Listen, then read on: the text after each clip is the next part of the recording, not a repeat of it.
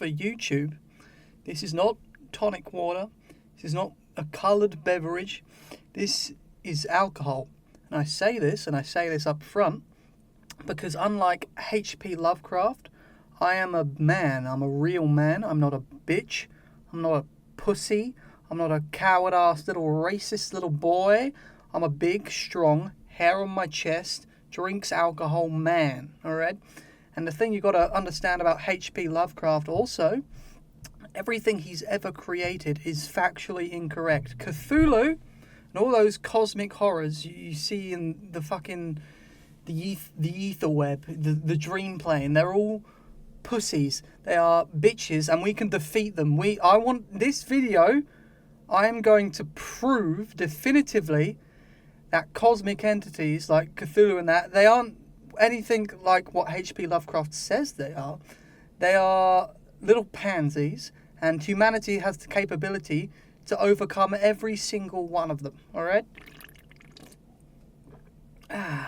In order to explain why cosmic horror is completely misunderstood by humanity as a whole, we first need to discuss the progenitor of cosmic horror, H.P. Lovecraft himself. So, essentially, the man was infamously scientifically inept and, of course, extremely racist. So, he was an idiot all around. Socially, mentally, everythingly, he was an absolute alright? And what's interesting is that the characters in his stories are all his self-inserts, right? So there'll be the dumb bumpkin small town guy, and he's like, "Oh, I'm so stupid, I don't have a PhD, and the monsters hurt my feelings." And then the college professor will come in and "Hello, intellectual power, activate." And then they'll see the cosmic horror, and they'll be like, "Oh, this is completely beyond my comprehension." So as the reader, you're like, okay, if this college professor is seeing this cosmic entity and he's thinking, "Oh my god, this is so beyond me. And imagine what would happen if you little old you saw this cosmic horror. Your mind would explode, right? But you have to remember that college professor is H.P. Lovecraft's self-insert. And do you know what that named his cat, Moret? It's no wonder, really, that he was scared of his own shadow. I mean, shadows are black.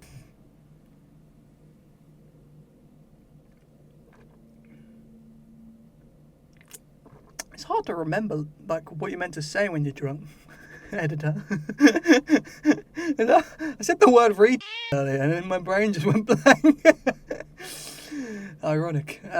You can't trust Lovecraft or any of his characters when it comes to describing cosmic entities, because one of the most interesting things about Lovecraftian horror is that it's copyright free. Anyone can take Cthulhu or Yog-Sothoth or Azathoth and just throw it into their stories. The outer gods are anyone's domain, basically. So what this means is that, because Lovecraft he had good ideas, I'll give him that. He had good ideas, and it's very incredible that we have complete access to them without getting sued to oblivion. But what this also means, is what it also represents, is the fact that these ideas are existential to humanity as a whole. One man shouldn't have complete control over them. But cosmic horror is as unrealistic as My Little Pony Friendship is Magic. It's as unrealistic as anime, where the power of friendship gives you an extreme power-up and you defeat the Demon King. Cosmic horror is misunderstood because the horrible entities we use to represent it aren't cosmic horrors. Cthulhu is not a cosmic horror. As I can't say half of the names, I'm trying to think of it because half of them have the N word in them. There's Azathoth, Yog-Sothoth, Shumagorath. I think that's a Marvel one.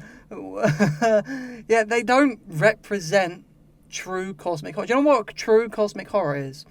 A true cosmic horror is a fucking black hole moving towards the Earth. And what are we going to do about that? There's literally nothing we can do except attempt to outrun it.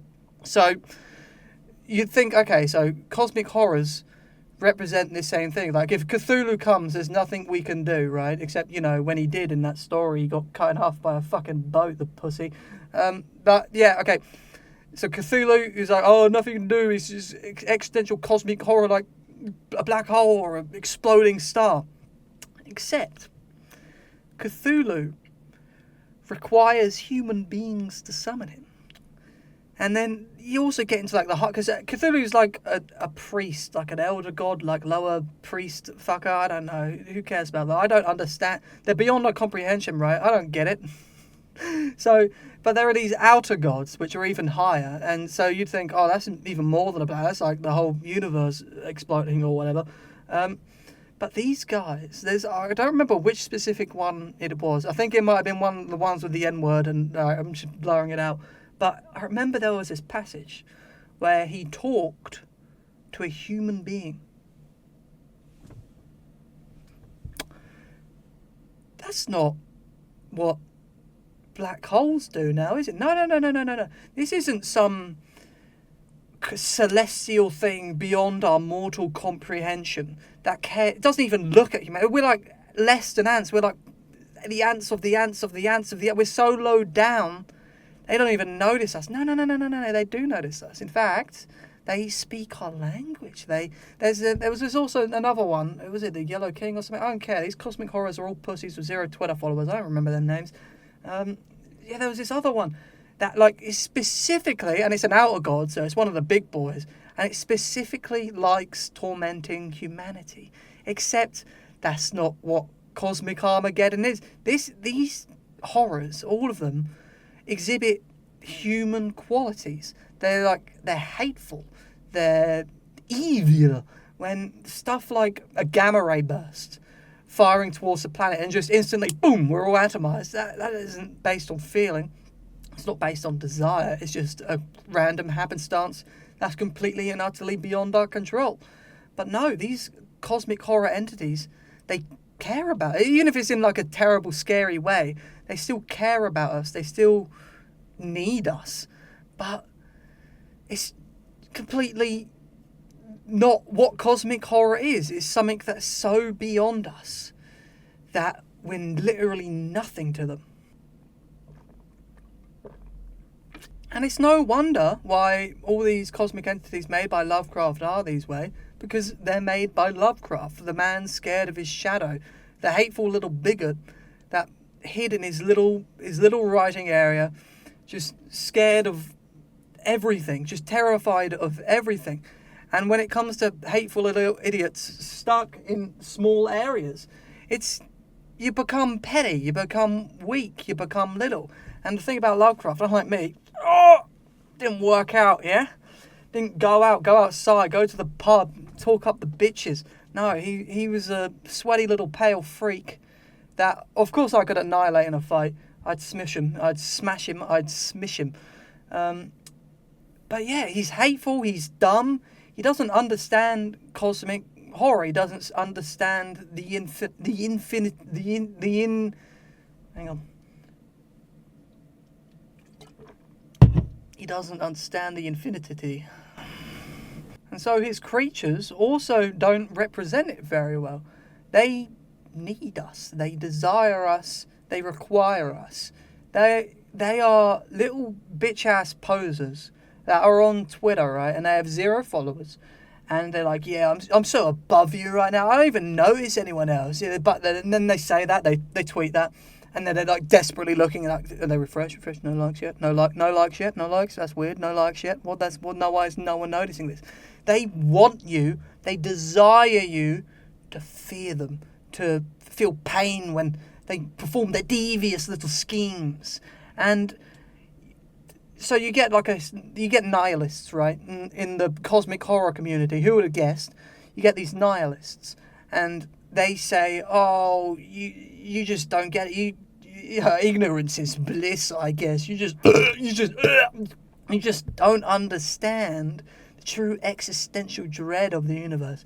And a very good way to give like a proper, this is like beyond PhD level, it's alright if you don't quite understand, but if you're given like a rebuttal in like an official sense, what you do is you pull out a gun and you point it at their fucking head and you say, "Beg, bitch!" You say, "Beg, bitch!" And they will, because they're idiots that don't understand the world, because they're little Lovecrafts, probably racist and hate Puerto Ricans.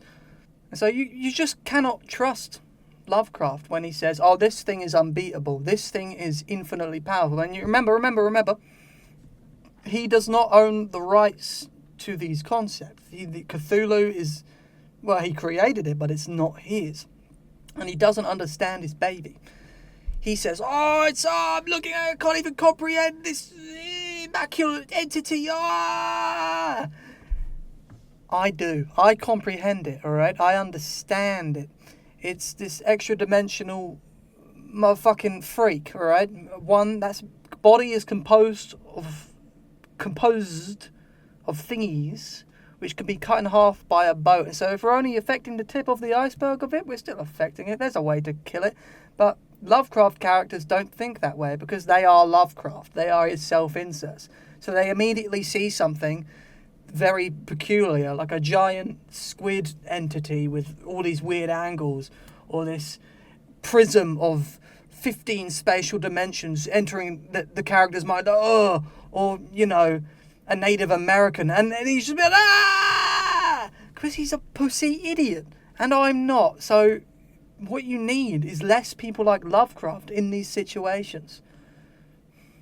One of the big things he really didn't understand, and there's a lot to choose from, but one of the very big things was dimensions, like extra spatial dimensions. I'm not Carl Sagan, right? I'm not going to give you the really like comprehensive rundown on extra spatial dimensions. Like imagine like a 2D plane, like a flat plane, right? That's 2 dimensions, and then you got the 3D-isness, and that's 3 dimensions, and then you got the 4D-ismus, and you can't see that because,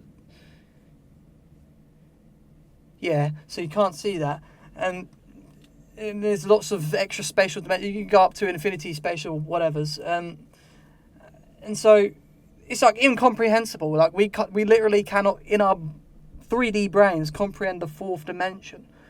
But what this done was to Lovecraft. It was like, "Oh, we can't comprehend. It's beyond us. There's no hope." Do you know what we also couldn't comprehend, right? Back when we were fucking idiots, we couldn't comprehend the weather. We couldn't. We saw a lightning bolt fall from the sky, and we fell to our knees and were like, "Thor! Thor! It was Thor!" And so now in the modern era, we think about extra spatial dimensions, and we think Cthulhu, Cthulhu, Cthulhu. But modern mathematicians understand that shit. You ever seen Calabayao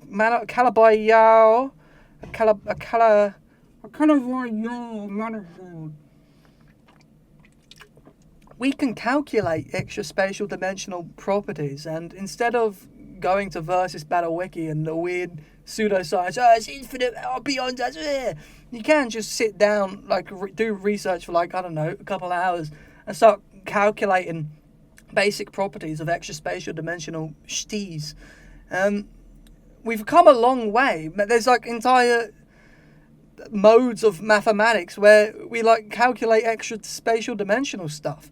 There's a lot to it, and it is obviously quite complicated when you get into the actual deep stuff, but it's not beyond hope. It's something we can understand. It's something we are currently understanding. And the funny thing is, if like big extra spatial dimensions exist, not like the extra spatial dimensions in string theory where they're like very, very, very tiny and they're kind of boring, to be honest. Sorry, string theorists, but it's true. But if there's like big, proper honcho extra dimensions, if we were like flung into one of these extra spatial dimensions, as like imagine like Paper Mario, and you pick up Paper Mario and you fling him into the 3rd dimension, you'd be like, "Holy shit, oh my god!" But he would see if they worked like our eyes, his paper eyes would actually see the 3-dimensional totality of my room if I flung him through it. Because, okay, so let's take the 3D guy and I'm being flung into a 4D plane. If photons hit, They hit stuff in this 4D plane and they enter my eye. So what photons do, they carry information from the things they hit, and then our eyes interpret it. That wasn't a perfect explanation, but I'm slightly inebriated. So they bang off you did it off the 4-dimensional angles. You didn't see my arm move into the 4th dimension. You can't. Don't worry about it. It's fine. You're still acceptable as a person. And then they hit your eye. All the information from that will enter your brain, and you will be able to see the 4th dimension in that specific scenario. So when Lovecraft and the nihilists say we can't understand these things, well, first of all, you pull out your gun, and then you say, yeah, I can, yeah, I can, yeah, I can, and then you win. Infinitely power my ass. Oh, cut the butt out, man. Oh, fuck. If cosmic horrors existed in real life, they exist in real life, everyone would have beta mindset. They'd be like, ah, and then they'd fucking die like pussios. Me? Sigma fucking grindset. I recognize the fact these demons are vulnerable. The elder gods, the outer gods, they're all pussies. And I'd be able to defeat any fucking one of them. They can be manipulated. You can talk to them. You can communicate. You can get a fucking speedboat and split their octopus fucking heads in half. They're a bunch of posers. They're human, really. We can beat them. Back when humanity was stupider, we all thought natural phenomena, but said phenomenon, but said correctly. We all thought it was Thor and Odin and Anubis and yeah, and so we all thought and then we locked the fuck in. We studied, we calculated, and we're like, Thor does not control the weather. And that motherfucker Odin, weird guy. I could beat him in a fight. And then we grew up, right? And now we're in the next phase, and we're starting to understand the universe a little. We're starting to get the stars down, and now we see the things we don't understand, and we recognize there are things we don't understand that we don't understand, and we go, wee, wee. But this really just, this fear, this innate fear of the unknown causes so much misinformation to be spread. Our minds naturally go, and the truth is, okay, if we're getting to the bare bone, basic, absolute fundamentals of the universe, the truth is, if Azathoth is so big, then why won't he fight me? Have you seen art? Drawings of these incomprehensible cosmic horrors that, Lovecraft spends entire passages describing in great, very good prose. I comprehend them quite well, actually. Have you seen the art of these motherfuckers? Do you know what they look like? Yeah, you know what they look like, don't they? Yeah, so they're covered in eyes. And you know what eyes are, don't you? They're weak points!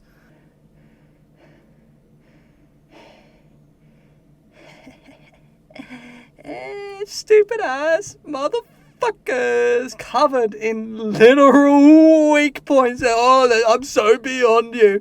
Literally covered your entire body in critical hit points.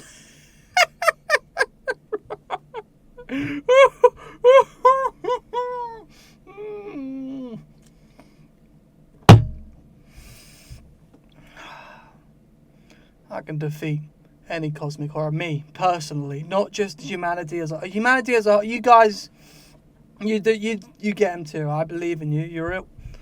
Mwah. So there you go. You feel good about yourself. Just get the fucking mumbo jumbo out of your goddamn heads already. You do well, alright. I'd literally beat Cthulhu. Like, I'm not actually saying this because I'm drunk. I'm not saying this because this is a video.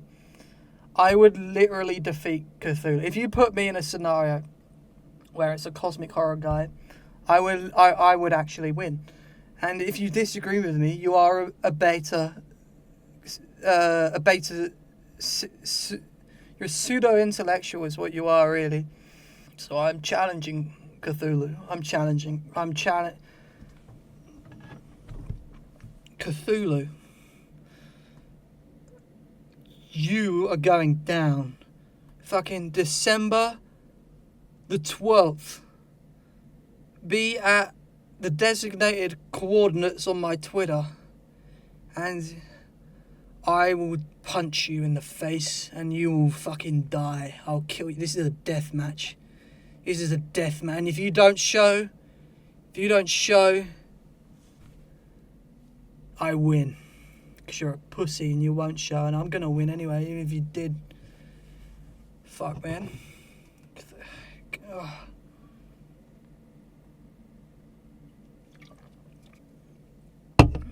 If by some peculiar mathematical error in the fundamental nature of the universe causes Lovecraft to spontaneously appear in the modern era, what will happen is a bunch of scientists and politicians, they'll crowd around him. They'll be like, oh my god, this is magic. Oh my god, what does this mean? And they'll protect him and stuff. And what I'm going to do if that ever happens is I'm going to pick up a baseball bat. I'm going to smash Lovecraft's knees in. And I'm going to point and laugh. And then I'm going to piss on his face. And then I'm going to kill him. And for YouTube, once again, this is not comedy hour. This is real. This is a threat. If I'm genuinely mean, if Lovecraft comes back, I'm killing him. I'm killing him in cold blood. And then I'm killing Cthulhu. I'll kill his son in front of him, Cthulhu.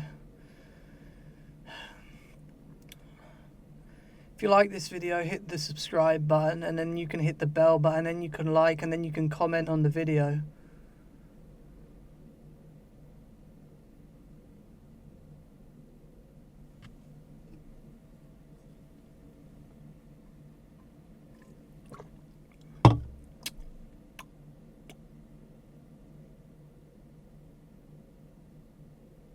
How do I stop recording? Oh. Editor.